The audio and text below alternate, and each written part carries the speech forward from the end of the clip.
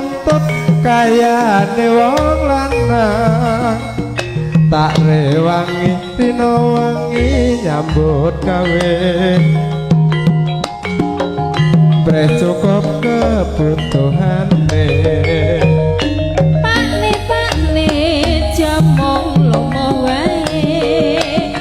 ndang tumandang nyambut gawe ngeling ngono sapu barang larang pambok kira aku ra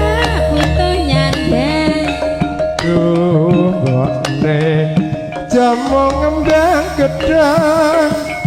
bisa menuntut kayane wong lanang tak rewa